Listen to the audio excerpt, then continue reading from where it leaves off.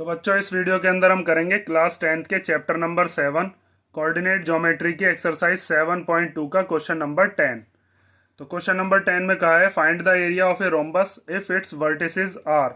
हमें चार वर्टिसेस मतलब चार हमें कोने बताए हैं किसी रोम्बस के, और हमें बताया है कि ये चारों के चारों वर्टिसेस आपको ऑर्डर में लेने हैं और उस रोम्बस का एरिया बताना है।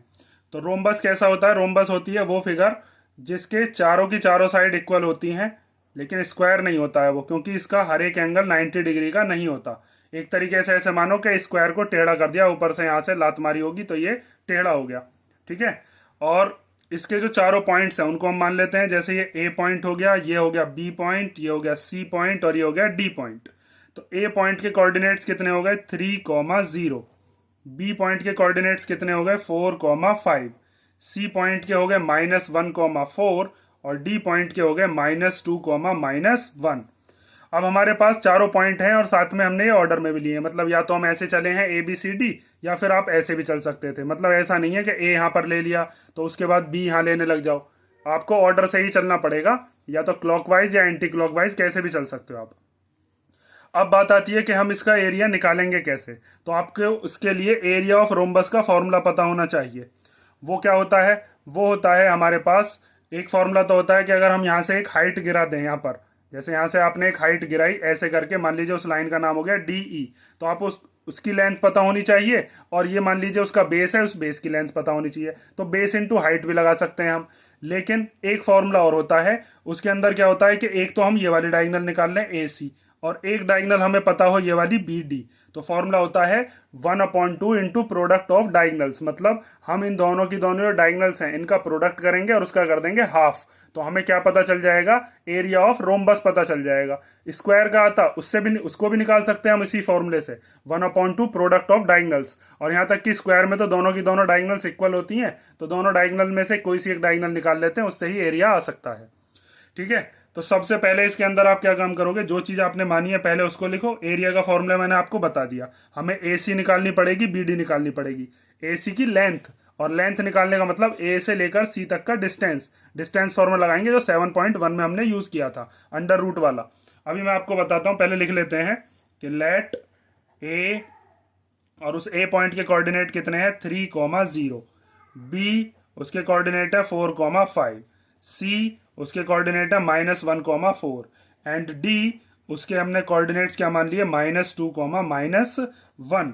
और ये ही क्या है? Are the vertices of rhombus A B C D. Are the vertices of rhombus, और रोम्बस का नाम क्या है? A B C D. अब आपको मैंने एक चीज बताई कि एरिया ऑफ रोम्बस क्या होता है। तो एरिया ऑफ रोम्बस हमेशा याद रखना है आपको 1/2 into product of its diagonals. इसकी जो दोनों डायगनल्स हैं उसके प्रोडक्ट की मल्टीप्लीकेशन किससे करेंगे? 1/2 से। मतलब जो भी प्रोडक्ट आएगा उसका हाफ कर देंगे। और यही फॉर्मूला आप स्क्वायर में भी लगा सकते हो, क्योंकि वहां पर तो दोनों डायगोनल अलग अलग आती भी नहीं है, वहां तो दोनों डायगोनल सेम ही आती हैं। तो वहां पर तो आप चाहो तो डायगोनल का स्क्वायर कह लो, या फिर प्रोडक्ट ऑफ द डायगोनल्स लिखोगे। जैसे मान लो एक डायगोनल आपकी 10 आ गई तो दूसरी भी 10 ही आएगी, तो 10 इंटू 10 मतलब वो डायगोनल का स्क्वायर ही हो गया ना। तो अब बात आती है कि डायगोनल्स हैं कौन कौन सी। तो एक डायगोनल है आपकी ए सी और एक दूसरी डायगोनल है बी डी। तो मुझे पहले ए सी निकालनी पड़ेगी और फिर बी डी निकालनी पड़ेगी। उसके लिए मुझे क्या लगाना है? Distance formula. इसको अब यहीं छोड़ते हैं और अब हम क्या निकालते हैं? पहले डिस्टेंस फॉर्मूले से ए सी और बी डी वाली लेंथ। तो अब हम यूज कर रहे हैं बाय यूजिंग डिस्टेंस फॉर्मूला। और डिस्टेंस फॉर्मूला आप 7.1 में खूब अच्छे तरीके से लगाकर आए हो। उसका फॉर्मूला क्या होता है? Under root x2 minus x1 का होल स्क्वायर और प्लस y2 माइनस y1 का होल स्क्वायर। ठीक है। अब आपको क्या करना है? पहले निकालनी है ए सी वाली लेंथ। तो ए सी वाला डिस्टेंस निकालने के लिए फॉर्मूले में रखते हैं। अब यहाँ पर x2 माइनस x1 की वैल्यू रखते हैं, उनको मान लेते हैं कुछ। तो जैसे ए और सी वाला हम जो लाइन है वो ले रहे हैं, तो ए और सी वाले जो कोऑर्डिनेट्स हैं उनको मान लेंगे। ये x1 हो गया, ये y1 हो गया, ये x2 हो गया, ये y2 हो गया। अब इनकी वैल्यू को रखना शुरू करो। तो x2 की जगह पर कितना रख देंगे? -1, फिर माइनस, फिर उस ये वाला माइनस ये वाला लगाया है अभी, तो फिर x1 की जगह पर क्या रखेंगे 3, और फिर इसका क्या स्क्वायर, फिर उसके बाद y2 माइनस y1, तो y2 की जगह पर कितना रख देंगे 4, माइनस y1 की जगह पर कितना रख देंगे 0, और फिर इसका स्क्वायर। अब ए सी इक्वल टू -1 और -3 कितना हो गया -4, इसका स्क्वायर कर देंगे, और 4 में से 0 गया तो ये भी कितना बचेगा 4, और इधर 4 का स्क्वायर। तो ए सी इक्वल टू कितना आ गया √-4 का स्क्वायर करेंगे तो कितना आएगा 16। भाई 4 4 जा कितने होते हैं 16, और माइनस माइनस प्लस, माइनस के 4 का स्क्वायर करें या प्लस के 4 का स्क्वायर करें वो 16 ही आएगा। ठीक है, -4 इंटू -4 जब आप करोगे तो 4 4 जा 16 हो जाता है, और माइनस माइनस होकर प्लस बन जाते हैं। तो ए सी इक्वल टू कितना आ गया √ के अंदर 32। अब 32 के आप फैक्टर कर लो, तो फैक्टर करने आप जानते होगे 32 के जब हम फैक्टर करेंगे तो 2 से कैंसिल हो जाएगा 16 बार, फिर 16 आता है 2 के में 8 बार, 8 आता है 2 के में 4 बार, 4 आता है 2 के में 2 बार, और फिर 2 आता है अपने में ही 1 बार। तो 32 में क्या क्या चीज आई हमारे पास 5 बार 2 आए, तो आप लिख दो ए सी इक्वल टू हो गया √2 इंटू 2 इंटू 2 इंटू 2 इंटू 2। अब इसमें से जिसके पेयर बन जाते हैं वो बाहर आ जाता है, तो एक तो इस वाले 2 के पेयर बन गए, एक इस वाले 2 के, तो इन दोनों में से एक एक 2 बाहर आ जाएगा, ये बेचारा अंदर ही रह जाएगा। तो ए सी इक्वल टू हो जाएगा 2 2 बाहर आ गए, एक इसका और एक इसका, जिसके पेयर बनते हैं वही बाहर आता है, और √ में 2 बचा, तो 2 2 जा कितना हो जाएगा 4, तो ए सी इक्वल टू हो गया 4√2। हमारे पास जैसे ए सी आ गई, अब ऐसी क्या निकालनी है आपको बी डी निकालनी है। ठीक है, तो अब हम निकालते हैं क्या बी डी। तो बी डी के लिए भी फॉर्मूला तो यही लगाएंगे, बस आपको इस बार x2 x1 और y2 y1 की वैल्यू जो है उनको चेंज कर देंगे। इस बार हम कौन से लेंगे, इनको रफ कर देते हैं, और बी और डी वाले जो हैं उनको मान लेते हैं। तो बी पॉइंट के जो कोऑर्डिनेट्स हैं उनको ले लेते हैं x1 y1, और डी पॉइंट के जो हैं इनको ले लेते हैं x2 y2। ठीक है, अब आगे देखो, यहाँ पर फॉर्मूले में अब इसकी वैल्यूज को पुट करना शुरू करते हैं। पहले x2 की जगह पर कितना रख दोगे -2, फिर वो जो फॉर्मूले वाला माइनस है ये वाला वो रख दिया।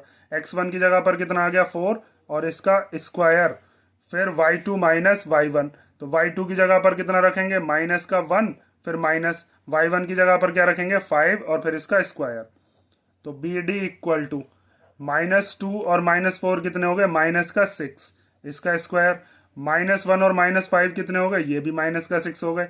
भाई माइनस माइनस प्लस होते हैं ना, तो 6 का स्क्वायर कितना हो जाएगा 6 का स्क्वायर हो गया 36, और माइनस माइनस क्या हो जाएंगे प्लस। ये चीज पता है ना आपको, -6 इंटू -6 क्या हो जाएगा, स्क्वायर का मतलब यही होता है 6 6 जा 36, और माइनस माइनस क्या हो गए प्लस। स्क्वायर कभी भी किसी भी नंबर का, चाहे वो पॉजिटिव हो या नेगेटिव हो, वो हमेशा पॉजिटिव ही आता है। -6 का स्क्वायर करेंगे इधर भी 36, जब 36 और 36 को प्लस करोगे तो आएगा 72। अब 72 के क्या निकाल लो आप फैक्टर्स निकाल लो।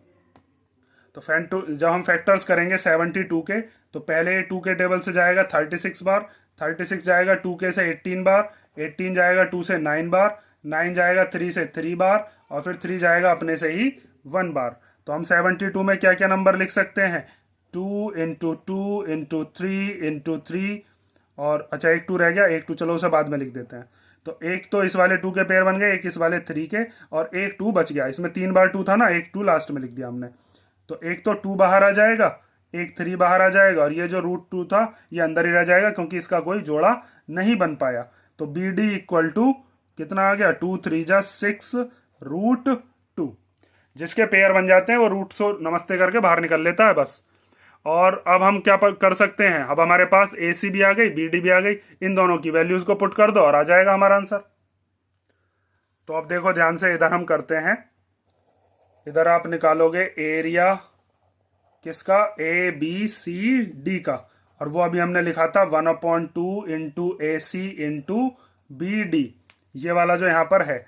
तो अब आपको क्या कर देना है, बस यहाँ पर वैल्यू पुट कर देनी है। 1/2 ए सी की वैल्यू कितनी है 4√2, तो वो आ गया 4√2, और ऐसे ही यहाँ पर बी डी की वैल्यू कितनी है 6√2।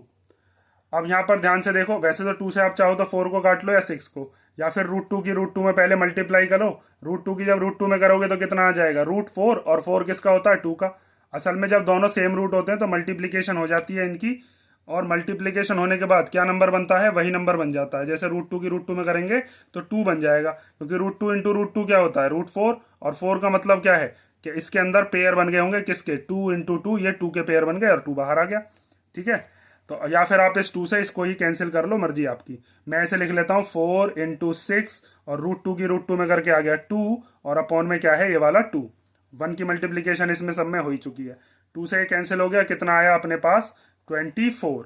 ठीक है, और एरिया जो है वो स्क्वायर यूनिट में आता है। आप चाहो तो यहाँ पर ए सी की वैल्यू लिख दो कि ये 4√2 यूनिट है। अब यूनिट तो हमें पता नहीं, मतलब सेंटीमीटर है या मीटर है क्या है, तो हम यूनिट ही लगा देते हैं यहाँ पर, यूनिट। तो और एरिया किस में आता है, एरिया हमेशा आता है स्क्वायर यूनिट के अंदर। ठीक है, तो ये हो गया आपका क्वेश्चन नंबर 10।